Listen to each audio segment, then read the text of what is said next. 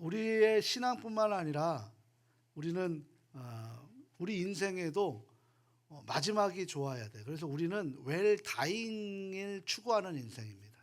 잘 마무리하는 거죠. 오늘 우리 찬양은 하늘 가는 밝은 길. 하늘 가는 그 길이 밝아야 되는데, 그러니까 세상은 웰빙, 그러니까 이 세상을 잘 살기 위해서 살아가지만 우리는 웰다잉, 이 세상을 잘 마무리하기 위해서 잘 살아가는 거예요. 그러니까 방법이 두 가지가 완전히 다른 거죠. 그런데 아름다운 마무리가 굉장히 중요합니다. 저도 개인적으로 아름다운 마무리를 한 적이 있었는데, 이제 그것은 뭐 제 또 자랑 같아서 치부하고 차치하고, 우리 마음에 훈훈하게 한 그런 이야기가 있습니다. 그래서 이 시간 공유 한번 해보려고 하는데요. 어느 동네에 자주 다니는 목욕탕이 있었는데, 그 목욕탕에 이제 뭐 대중 사우나가 있고 뭐 많이 있어서 동네 목욕탕이 이제는 유지가 안 되는 것 같아요. 그래서 그래도 이제 거기를 다니시는 분들이 있잖아요. 그런데 이제 마지막 날인 것 같아요, 그 목욕탕이. 그래서 이제 들어가는데 사장님이 오늘 마지막 날입니다. 오늘까지만 영업해요라고 그렇게 하는 겁니다. 그래서 탕에서 샤워하고 있는데 그 안에 이제 그 목욕탕 안에서 일하시는 종사자들이 있잖아요. 이렇게 수신 사업이라 그러죠. 때밀이 사업을 하고 계시는 사업, 뭐 청소를 막 여기저기 막 정성껏 막 거울을 닦는 거예요. 그래서 그 이제 손님이 그 아저씨한테 물어본 거죠. 아저씨, 뭐 오늘까지 영업한다는데 뭐 이렇게 열심히 닦아요? 손님도 없는데 이제 문 닫을 텐데라고 얘기하는데, 그 아저씨가 얘기했다는 거죠. 문을 닫는 건 주인인 것이고 나는 마지막까지 열심히 일해야죠라고 그렇게 이야기를 합니다. 다른 분은요? 라고. 그러니까 문을 닫는데 끝까지 근무하면 뭐하냐고 며칠 전에 일자리를 알아보고 떠났습니다. 그런데 나는 마무리를 제대로 안 하면 마음이 편치 않아요. 문 닫을 때까지 최선을 다해 편히 잘 수 있습니다. 라고 하는 거예요. 참 아름다운 이야기지 않겠습니까? 마지막까지 최선을 다하는 모습.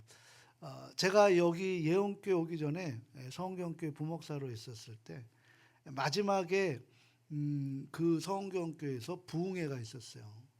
그리고 이제 모든 것을 이제 후임 목사님들에게 인수인계를 다 하고 여기가 결정이 나서 그랬는데, 그래도 저는 막 열심히 막 그래도 이제 행정 목사였으니까 막 그 뭐 강사 목사님 이렇게 모셔오고 수발하고 이렇게 또 막 하는 것을 그 열심히 마지막까지 했습니다. 근데 이제 그 강사 목사님이 계실 때, 이제 담임 목사님하고 계실 때 이제 제가 들어가서 마지막으로 인사드렸는데, 이제 강사 목사님이 그렇게 얘기하는 거죠.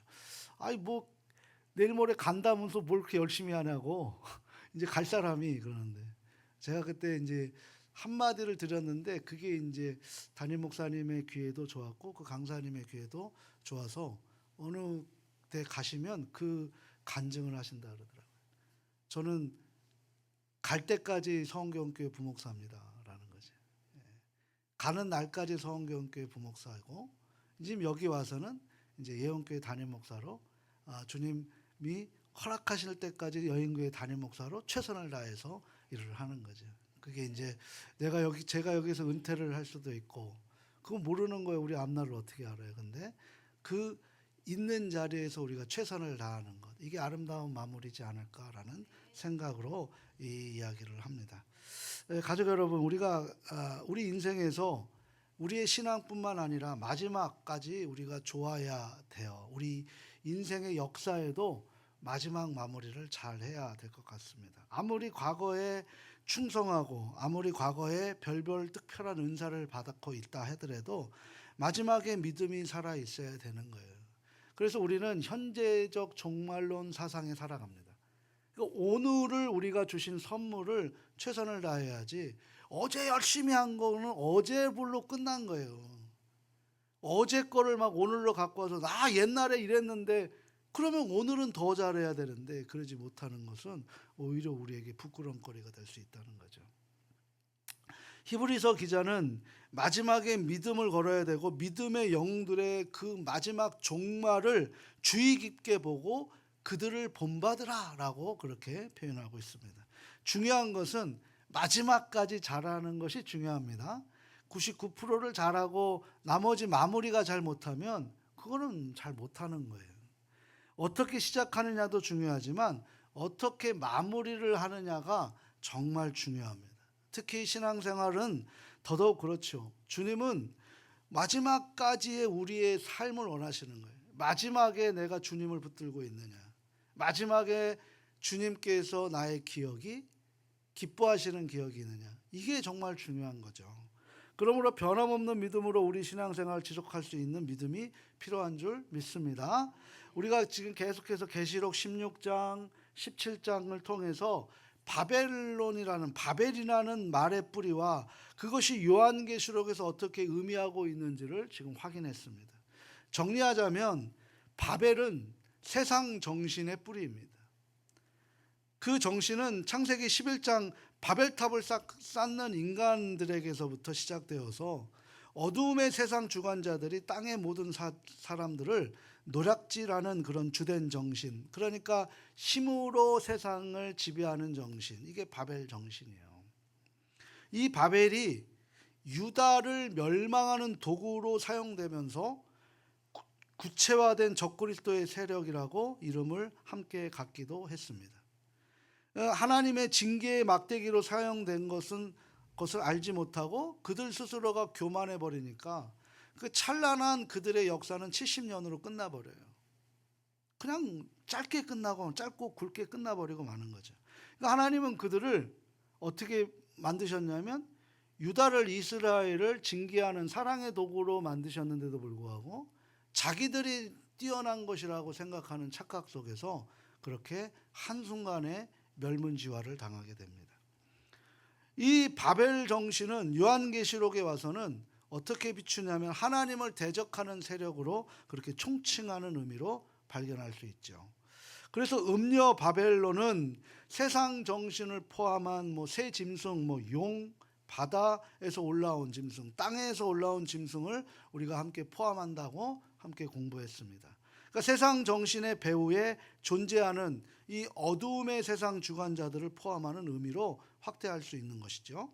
그래서 음녀 바벨론은 영적인 세력을 포함한 모든 적그리스도의 세력을 지칭한다라는 거죠. 그러니까 이 음녀의 권력과 손잡게 되면 시대를 달리하면서 바벨론, 메데 페르시아라 그러죠. 페르시아, 헬라, 로마, 지금의 시대로 이어지고 있는 거예요. 그러니까 바벨론이 지금 이 사도 요한 시대의 로마라는 것이 바벨론이라는 통칭 아래 쓰여진 도구인 거지 우리에게 로마는 아니라는 거죠. 그럼 우리에게 바벨의 의미는 뭘까요? 만몬의 만몬, 돈으로 모든 것이 지배되는 이 세상. 이게 바로 그 시대의 도구화 되는 거예요. 그러니까 요한계시록을 받는 사람들에게 음녀 바벨론의 멸망이라는 말이 로마의 멸망으로는 그들의 시대에는 받아들였던 거죠. 로마가 영원하지 않을 것이다라는 것을 알고 있었다는 거예요. 자, 그러면 이것을 우리에게로 비춰보면 이 세상의 돈은 영원할 수 있다 없다? 없다라는 거죠. 그걸로 무너진다라는 거예요. 우리는 그 바벨 정신에서, 그러니까 세상이 추구하는 그 정신에서 뛰쳐나와야 되는 게 오늘 본문의 성경의 지혜의 핵심이라고 할 수 있습니다. 그러니까 적그리스도의 세력이 완전히 멸망하는 것을 말하는 거예요. 그러니까 이 만몬이라는 것, 그것이 돈이라는 것, 물질이라는 것이 하나님이 우리에게 하나님의 삶을 살아가고 하나님의 사랑을 전할 때 사용하라는 거지, 그것이 신이 되어버리고 그것 때문에 내 인생이 뺏겨버리면 안 된다는 거예요. 이거 명심해야 됩니다. 돈이 필요 없다는 게 아니에요. 돈이 부정하다는 게 아니에요. 우리가 자꾸 성경에 부자가 천국 못 들어간다 그런 말 하는 게 아니에요. 부자가 왜 천국을 못 들어가느냐? 그 돈을 하나님보다 우선순위로 두기 때문에 못 들어가니, 그걸 내려놓고 갈 수 있느냐? 예수님이 그 부자 청년에게 얘기할 때 그거를 마음의 부담감으로 안고 결정 내리지 못하고 갔던 그 모습을 빗대어 얘기를 하는 거예요. 성공하십시오. 돈 많이 버십시오. 그리고 하나님의 일을 많이 하십시오. 끌려다니는 인생 되지 말고 다스리는 인생 되시기를 주님의 이름으로 소망합니다. 그걸 말씀하고 있는 거예요. 그러니까 자꾸 너무나 정반합, 뭐 예를 들어서 흑백 논리 이걸로 성경을 보게 되면 굉장히 위험할 수 있는 거죠. 그래서 오늘 본문 1절에서 3절은 바벨론의 멸망에 대해서 지금 말씀하고 있는데요. 서론적인 부분에 개론적으로 바벨론의 심판을 말하고 있어요. 하나님의 영광을 입은 권세 입은 한 천사가 힘센 음성으로 2절에서 뭐라 그래요? 무너졌도다 무너졌도다 큰 성 바벨론이요 귀신의 처소와 각종 더러운 영에 모인 곳과 각종 더러운 가증한 새 모인 곳이 되었도다 라고 그렇게 외쳤습니다. 여기에서 주의 깊게 우리가 보실 것은 바벨론이 이미 무너진 것처럼 뭐라고 해요? 무너졌도다 무너졌도다 과거형으로 선언하고 있다는 거예요. 그러니까 뭐예요? 바벨론은 무너질 것이다가 아니라 무너졌다 무너진 것이다 라고 그렇게 가정을 기정사실화 시켰다는 거예요. 이 멸망 선언은 바벨론 멸망을 선언한 이사야의 예언을 반영한 선언입니다. 이사야 12장 20절에서 22절 말씀이에요. 한번 체크해 두셔서 나중에 한번 확인해 보시기 바랍니다. 이사야 12장 20절에서 22절. 그러니까 귀신의 처소와 각종 더러운 영이 모이는 곳과 각종 더러운 가증한 새가 모이는 곳이 되었다는 것은 바벨론이 완전한 멸망하여 황폐화되었다라는 표현이에요. 폐허의 참상을 보여주는 주안점이라고 할 수 있습니다. 그러면서 3절에서 멸망할 수밖에 없는 이유를 개괄적으로 설명하고 있는데요. 우리 3절 말씀 우리 같이 한번 읽어보도록 합니다. 3절 함께 읽겠습니다. 그 음행의 진노의 포도주로 말미암아 만국이 무너졌으며 또 땅의 왕들이 그와 더불어 음행하였으며 땅의 상인들도 그 사치의 세력으로 치부하였도다 하더라. 아멘. 그러니까 바벨론의 음행의 포도주는 진노의 포도주겠죠. 이 진노를 받을 수밖에 없는 것을 의미하고 있는 거예요. 이런 바벨 정신이 땅의 왕들 그리고 땅의 상인들, 그러니까 땅을 지배하는 사람들, 경제를 지배하는 사람들에게 연결되어 있다는 거예요. 그러니까 우리는 이 바벨 정신이라는 건 땅의 권력들과 경제가 긴밀하게 연결되어 있음을 깨닫게 됩니다. 뿐만 아니라 이것들이 인간들을 교만하게 만드는 근간이에요. 돈이 좀 있다고 그냥 갑질하잖아요. 그잖아요. 그런 거예요. 조금 사람이 위에 있다고 아래 사람을 무시하면 안 되는 거죠. 교회는 계단이 아래로 내려가 있지 위로 올라가 있지 않잖아요. 예수님이 맨 아래에 있는데 무슨 목사가 맨 위에 있을 수 있고 장로님이 뭘 맨 위에 있을 수 있어요. 맨 아래에 있을 수밖에 없는 거지. 주님이 계시는 곳에 가장 가까운 사람들이 또 직분자 아니겠어요? 주님이 계신 곳에 가장 낮은 자로 임해야 되는 부분들이죠. 그럼 어떻게 보면 교회 안에서 가장 큰 소리 쳐야 되는 분들은 새 가족들이에요.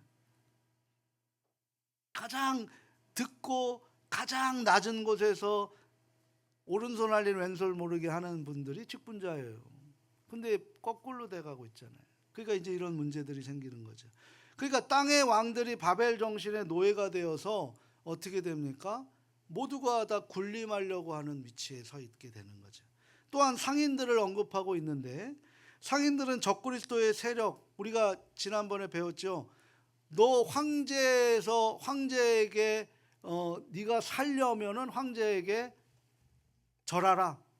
그런데 황제에게 절할 수 있을 때 우리에게 그 유혹하는 게 뭐예요? 길드 666 표식을 줬잖아요. 그 표식을 줄 때 마트 가서 그들은 물건을 살 수 있는데 예수를 믿는 사람들, 성령에 인침받은 사람들은 마트에 가서 살 수 있어요? 없어요? 없는 거예요. 이게 그 당시에 그 상인 조직이 길드라 그래요. 길드. 그 상인 조직으로 연합돼서 상업을 주도권을 갖고 있기 때문에 예수 믿을래 빵 먹을래 라고 얘기할 때 예수 믿으면 빵을 먹을 수 없는 그런 상황으로 경제를 그렇게 쥐락펴락했던 거죠. 그것을 계시록 13장 17절을 생각해 보게 합니다. 우리 13장 17절 같이 한번 읽어보도록 합니다. 누구든지 이 표를 가진 자 외에는 매매를 못하게 하니 이 표는 곧 짐승의 이름이나 그 이름의 수라. 666. 그게 바로 누구예요? 네로의 이름이잖아요. 그 이름이죠. 또한 주님이 주님과 만몬을 겸할 수 없다, 주님과 재물을 겸할 수 없다라고 말씀하실 때 그 만몬이 곧 돈, 경제라는 것을 놓치지 마시기 바랍니다. 그러니까 바벨론이 교만할 수 있는 근간이 되는 것은 뭐였어요? 돈과 권력이었어요. 세상에서 돈과 권력이 있으면 고개를 숙일 이유가 없죠. 그렇지 않아요? 또 그것을 위해서 우리가 열심히 세상 사람들 노력하고 뭐 우리도 거기에 동승하고 있는 현실이는 우리도 뭐 그것을 아니다라고 부정할 수는 없는 상황인 거죠. 그러니까 예나 지금이나 세상을 움직이는 것은 바로 돈과 권력이에요. 돈이 있는 사람들이, 권력자들이 돈 있는 사람들 쥐락펴락하니까 돈 있는 사람들이 권력자가 돼가고, 권력자로 돼서 그 명예를 위해서 그렇게 살아가는 모습인 거죠. 이 무기가 바로 바벨 정신에서 키어나온 세력들이라고 할 수 있습니다. 그런데 이 잔을 만국들이 마시게 한 거예요. 만국들. 그러니까 세계 모두가 다 그렇게 가고 있다는 거죠. 그래서 땅, 즉 하나님을 거역한 세상의 바벨 정신에 충만하게 된다는 거예요. 이 땅들이. 그게 바로 음녀 바벨론이 망하게 되는 이유입니다. 핵심은 이 바벨 정신은 망하였도다, 최후가 이미 결정됐다는 거예요. 망하였도다, 끝났다는 거예요. 그러니까 4절부터 이런 바벨론의 심판이 구체적으로 지금 묘사되고 있는 거예요. 그리고 나서 이것이 망하고 난 다음에 어떤 일이 벌어집니까? 어린 양의 혼인잔치, 예수님과 함께 새롭게 혼인잔치가 돼서 하나님이 예비하신 성, 새 예루살렘과 새 땅으로 우리가 들려올린 바 되는 거예요. 그러니까 지금 마지막에 뭐라고 얘기하는 거예요?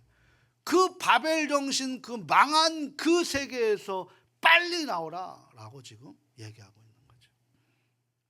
바벨론 세상 정신은 결국 정말 이런 심판을 당하게 될 것이니 거기서 나오라 하는 거예요. 나오라는 거예요. 이게 하나님께서 사도 요한에게 긴박하게 보여주고 있는 환상의 메시지라고 할 수 있습니다. 자, 그러면 먼저 바벨론 심판이 구체적으로 어떻게 이루어가는지를 한번 볼 필요가 있겠죠. 우선 7절 하반절인데요. 음녀 바벨론이 마음으로 했던 말이 나와요. 나는 여왕으로 앉은 자여 과부가 아니라 결탄코 애통함을 당하지 아니하리라라고 생각을 합니다. 이것이 세상, 즉 바벨 정신이 지배하는 땅의 왕들과 땅의 상인들의 생각이며 음녀 바벨론의 지배하에 있는 모든 사람들의 생각이라는 거예요. 그러니까 이 땅은 영원할 것이라는 꿈이에요. 이 땅은 영원할 것이다. 이 땅은 영원할 것이다. 자기를 영화롭게 하고 사치함을 꾸몄으며 그 삶이 영원할 것이라고 음녀 바벨론의 착각이 산산조각이 부서지는 꿈이 되고 말 것이라고 지금 말씀하고 있는 거예요. 5절 말씀 같이 한번 읽어보도록 합니다. 여기서 그는 음녀 바벨론이에요. 그의 죄는 하늘에 사무쳤으며 하나님은 그의 불의한 일을 기억하신지라. 아멘. 그러니까 하나님이 기억하신다는 게 뭐예요? 음녀 바벨론이 멸망할 수밖에 없는 이유라는 거죠. 그들의 불의한 일, 즉 하늘에 사무치는 그들의 죄를 하나님이 기억하시고 심판하신다라고 하는 거죠. 하나님이 기억하시는 것, 이것이 바벨론의 종래 심판을 당하고 멸망할 수밖에 없는 이유예요. 하나님이 기억하셨기 때문에 멸망당하는 거거든요. 하나님이 말씀하시잖아요. 갚아주라. 그 행위대로 갚아주시는 하나님. 근데 오늘 본문에 보게 되면 시간을 나타내는 그런 시간 표현들이 많이 나옵니다. 8절에 보게 되면 하루 동안이라고 표현되어 있고요. 10절, 17절, 19절에 한 시간에 라고 이렇게 표현하고 있어요. 이게 무슨 의미일까요? 그들이 그렇게 믿고 신뢰하던 권력과 부가, 마천루들이 아주 짧은 하루 동안 한 시간 안에 없어진다는 거예요. 없어진다. 영원할 것 같고 내가 평생 잡았던 것들을 한 시간에, 하루 동안에 나라도 없어지고 내가 갖고 있는 인생의 모든 것들도 한 시간 동안에 없어질 것이다. 지금 그 말씀하고 계시는 거예요. 하나님의 심판이 이를 때 그들이 이루었다고 생각하는 것들이 없어지는데 많은 시간이 필요 없다. 하루나 한 시간, 아주 가장 짧은 시간을 상징하고 하나님께서 말씀하고 계시는 거죠. 무엇입니까? 세상이 그렇게 중요하게 생각하고 자신들의 신앙으로까지 삼았던 것들이 하나님의 심판 때 그것들이 아무것도 해줄 것이 없더라는 거예요. 이어령 교수님이 그 딸 이민아 목사님이 죽어가실 때 자기가 갖고 있는 지식을 가지고 아무것도 해줄 게 없더라는 거죠. 그러면서 그 자신의 지식 때문에 기도도 하지 못했던 그것을 철저하게 후회했던 모습이 바로 그거예요. 우리가 망하고 우리가 뭐 하는데, 우리가 무너지는데 이 세상의 것으로 그것을 견딜 수 있는 게 아무것도 없더라는 거예요. 죽음 앞에서 우리가 어떻게, 뭘로 우리가 그것을 이겨나갈 수 있겠어요? 없다는 거예요. 그러므로 불과 1시간 만에 없어져 버릴 것들입니다. 믿을 만한 것이 아니라는 거예요. 영원한 가치가 아니라는 거예요. 세상 정신이 그동안 우리를 그렇게 속여왔다는 거죠. 그런 전부인 것처럼 바벨 정신에 우리가 그렇게 가스라이팅, 세뇌되어 지금 살아가고 있는 거죠. 그런데 그들 앞에서 그것이 전부라고 생각했던 것들이 1시간에 없어지는 심판의 현장을 예수님께서 미리 보여주고 계시는 거예요. 그러므로 우리는 1시간에 없어져 버릴 인생에 우리의 모든 것을 걸지 말아야 되는 것이 성경의 지혜인 줄 믿습니다. 성경은 이걸 가르쳐 주셔야 돼요. 영원한 가치에 우리가 인생을 거십시오. 우리가 이루었다고 생각하는 것들이 하루아침에 없어져 버리는 비극을 맛보지 않기 위해서 우리는 올바른 것에 투자해야 합니다. 우리에게 우리 인생 가운데 잃어버린 것들이 있죠. 내가 쌓아놓은 것들도 순식간에 사라지고, 저도 그랬으니까. 근데 그것이 오히려 진짜를 잡기 위해서 그런 부수적인 것들을 떨쳐놓고 진짜를 의지하게 하기는 하나님의 놀라운 계획이라는 사실을 우리가 깨달아야만 그게 진리로 가는, 하늘 가는 밝은 길에 우리가 서 있는 모습인 줄 믿습니다. 만국 땅의 왕들, 상인들을 추구했던 것들이 있어요. 그게 뭐예요? 견고한 성이에요. 1시간에 멸망할 수밖에 없고 무너질 수밖에 없습니다. 세마포 옷, 자주옷, 붉은 옷 입고 보석과 진주를 꾸미는 것 1시간에 없어질 것이에요. 보배로운 상품도 1시간에 없어질 것입니다. 견고한 성을 상징하는 업적 중요한 사고방식, 각종 화려한 옷들, 보석, 진주 상징하는 이 땅에 누리던 화려한 외모, 부와 존귀, 소유했다고 했던 모든 것들 하나님이 심판하시면 1시간 내로 다 없어질 아무것도 아닌 것들이라는 사실입니다. 이 말씀을 오늘 사는 우리들에게 뭐라고 말씀하시는 거예요? 투자할 것에 투자하는 인생 되라. 1시간에 없어질 것에 우리 인생을 올인하지 말라는 거죠. 우리가 두 번째로 보아야 할 표현은 화잇도다 화잇도다 견고한 성 바벨론이여 라는 표현입니다. 이 표현은 화잇도다 화잇도다, 견고한 성이라고 생각했던 바벨론이요. 뭐예요? 회한과 후회로 얼룩진 사람들의 말이라는 거예요. 그렇게 견고하다고 얘기했던 곳에 화가 있구나. 아이고, 잘못 선택했네. 아이고, 인생 끝났네. 라고 하는 표현의 말이라는 거죠. 그렇게 의지하고 따랐던 것들이 한순간에 없어져 버리는 것들로 슬퍼한다는 거예요. 이 그룹은 앞서 서론에서 등장하는 그룹들입니다. 첫 번째 뭐예요? 후회로 땅을 치는 그룹이죠. 9절과 10절이에요. 첫 번째 그룹, 후회로 가슴을 치며 무리들은 땅의 왕들 그룹이에요. 그러니까 권력으로 신을 삼았던 그룹이죠. 한번 생각해 보십시오. 막 진짜 이만큼 뭘 해서 돈을 벌었어요. 근데 주변에 가족이 다 사라지고 아무도 없는데 그게 무슨 의미가 있겠어요? 어떤 목사님이 그 말씀을 하시더라고요. 좋은 것 안 먹어도 산다는 거예요. 좋은 것 안 입어도 행복할 수 있다는 거예요.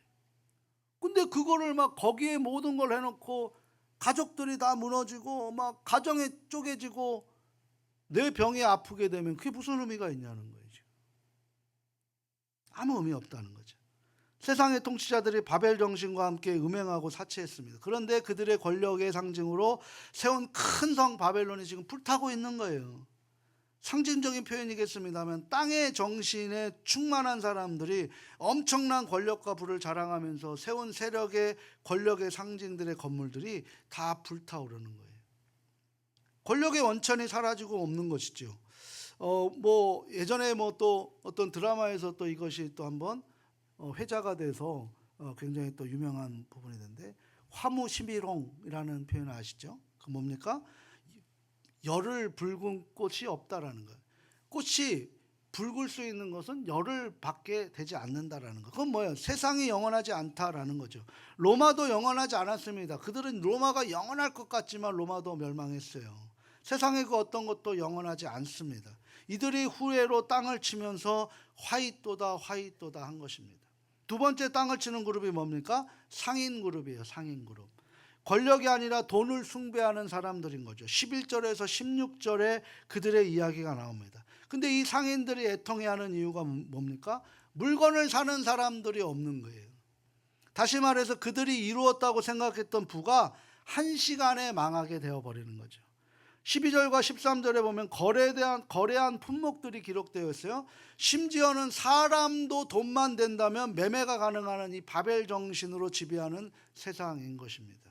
그 대가로 이들은 세마포 옷과 자주옷과 붉은 옷과 금과 보석과 진주를 꾸미며 그렇게 뽐내며 살아갑니다. 온갖 맛있는 과일, 남들은 먹지 못하는 과일과 그런 뭐 음식들을 부를 탐하며 살아갑니다. 그런데 그 부가 어떻게 된다는 거예요? 한시간에 망한다는 거예요.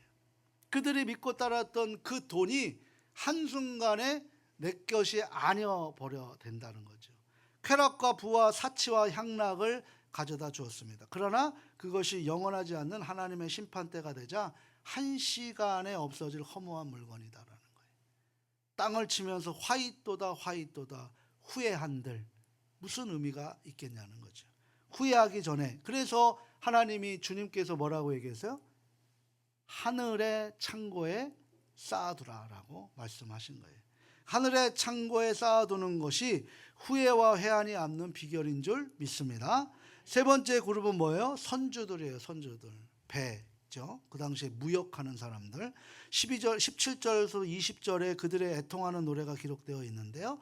그들은 막대한 교역품이 먼 땅에서 온 배를 통해서 소송하고 상인들이 그 상품에 의존해서 부자가 되었듯이 배를 운항하는 자들이 수송으로 부자가 되었습니다. 그런데 그 바벨론 심판으로 멸망되자 티끌을 머리에 뿌리고, 티끌이 뭐예요? 먼지를 머리에 뿌리고 울며 애통하는 거예요. 멀리 서서 그들의 물건들이 불타는 것으로 후회와 회한을 눈물을 흘리는데 화이또다 화이또다 한다는 거예요. 그러니까 이 세 그룹이 뭡니까?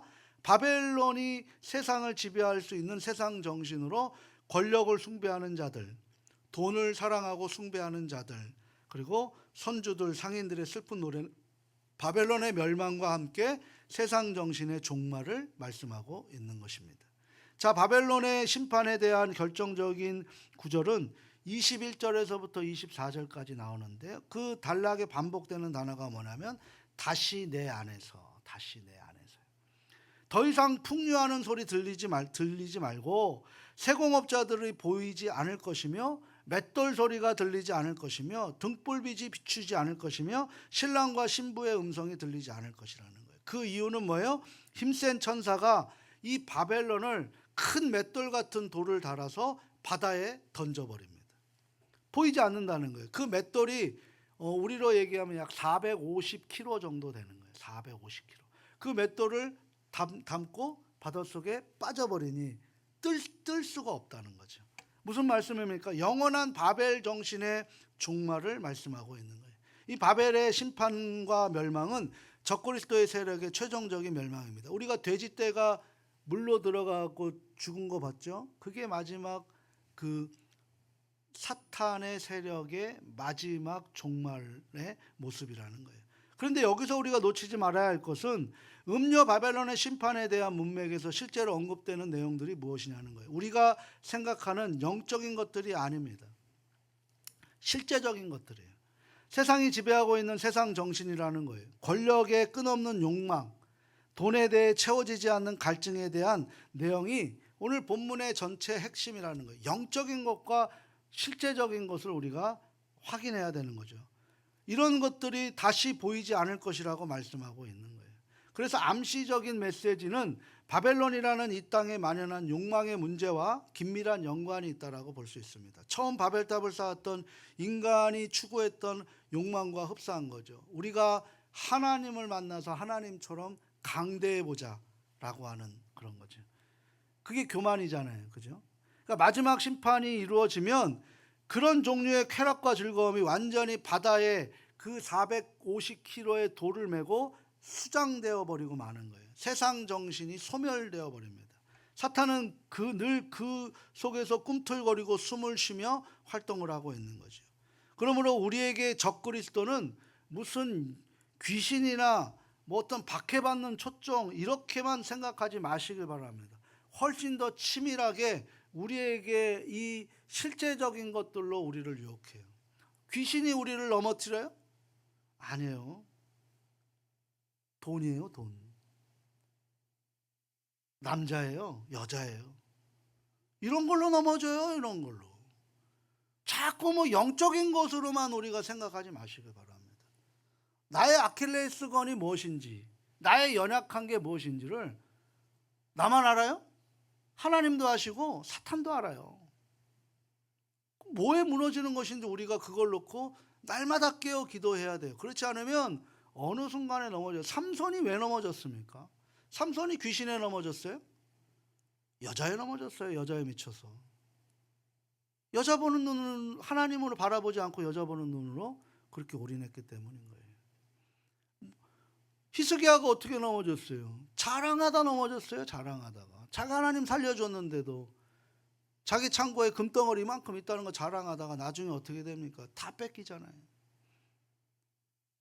지금 그러니까 우리에게 중요한 문제의 심각성은 뭐냐면 자꾸 우리는 뭐 영적인 것, 사탄의 막 이런 걸로 하는데 실제적인 것에 우리가 넘어지는 것을 우리가 너무 묵과해버리고 있다는 거예요. 여기서 나와야 됩니다. 대표적인 라오디게아 교회가 사대교회와 같은 교회들이죠. 크고 잘 사는 사람들이 있는 교회들이에요. 그러나 실상은 죽은 시체와 같다라고 이야기하고 토하여 내쳐야 하는 교회라고 얘기합니다. 왜 그랬습니까? 바벨 정신과 혼합되어 있는 거예요. 교회 안에 이권이 들어오고 교회 안에 자신들의 유익을 위해서 그렇게 노력하는 모습이 되면 교회는 순간 깨어져 버립니다. 1시간도 안 걸려요. 교회가 그렇게 열심히 막 부흥하고 막 열심히 막 만들어 놨는데 어느 순간에 그 안에 이런 세상 정신이 들어와 버리면 그 전통 모든 거 다 깨져 버리는 거예요. 보세요. 100년 교회, 200년 교회가 지금 얼마나 남아 있어요. 다 깨져 버려요. 다 깨져 버려요. 뭘로? 이 세상 정신의 실제적인 부분으로. 우리가 그런 모습 다음 세대에게 줄 이유가 있습니까? 우리가 정말 실제적으로 이 바벨 정신과 혼합하지 않으려고 우리가 노력해야 되는 거예요. 우리 4절 말씀, 18장 4절 말씀 같이 한번 확인해 봅니다. 마지막으로 한번 확인해 봅니다. 함께 합니다. 또 내가 들으니 하늘로부터 다른 음성이 나서 이르되 내 백성아 거기서 나와 그의 죄에 참여하지 말고 그가 받을 재앙을 받지 말라. 아멘. 이게 핵심입니다. 교회의 세속화의 유혹을 이기라 라는 거예요. 권력과 돈의 유혹입니다. 세상을 따라가는 유혹입니다. 그러니까 우리가 세상 프로그램들 자꾸 갖고 들어와서 여기서 뭘 한다 그게 아니라 우리가 세상을 주도할 프로그램을 만들어 가야죠. 그래서 우리가 이끌어 가야 되는 거예요. 그래서 저는 세상을 본받지 말라는 사도 바울의 말씀과 다르지 않다라고 봅니다. 사실 권력과 돈에 대한 유혹은 그 안에 엄청난 세상만을 줄 수 있는 쾌락의 문제로 볼 수 있어요. 2절에 생각해 보면 그들이 거대하게 세우는 도시가 짐승의 소굴이 되었다라고 얘기합니다. 무슨 말입니까? 수고하고 이루었다고 생각하는 것들이 폐허가 된다는 거예요. 그걸 따라서 요한계시록도 지금 도전하고 있는 거죠. 바벨 정신의 포로가 되지 말고 거기서 나오라 라는 거예요. 각종 음란과 우상숭배와 각종 범죄들에 참여하지 말라. 그 참여하지 않는 것이 교회입니다. 세상에서 교회 역할을 한다는 것은 거기에서 참여하지 못하고 구별된 삶을 살아가는 것이 교회예요. 그 교회 공동체가 나와서 같이 함께 확인하는 것이고 그렇게 살아가는 것이 하나님의 백성인 줄 믿습니다.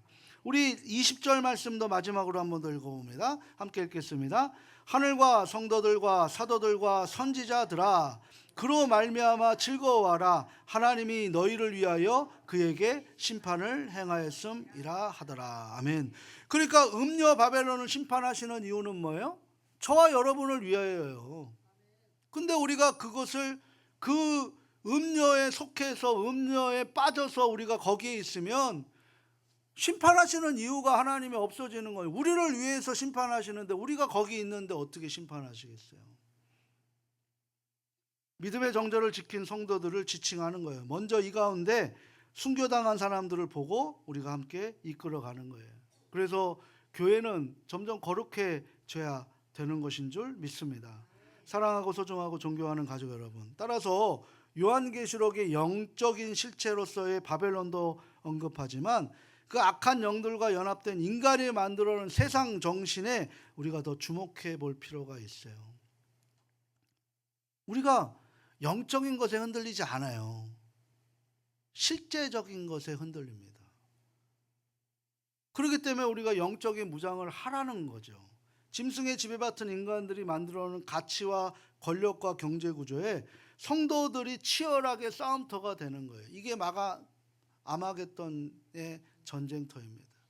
그렇게 우리 선배들이 그곳에서 그들과 연합하지 않기 위해서 목숨까지 내바쳐서 지금 우리에게 물려준 교회가 바로 현재 우리들의 모습입니다. 우리 다음 세대들에게 뭘 어떻게 지켜서 이곳을 물려줄 수 있겠습니까? 성경은 그런 부와 가치가 한순간에 없어진다고 말씀하시는 거예요. 없어졌다고 이미 우리에게 선언하고 말씀하고 계시는 거예요. 저와 우리 예언가족들도 이런 세속적 가치에서 나도 모르는 사이에 물들어서 교회, 그러니까 내가 변질되지 않도록 깨어서 기도하고 하나님 나라의 자녀로 서서 아름다운 교회 공동체, 하나님께서 이끌어 주시는 교회 공동체 자자손손 쉐마, 바로 기독교 명문 가문을 만들어내는 일에 우리가 최선을 다할 수 있는 삶이 될 수 있기를 주님의 이름으로 소망합니다.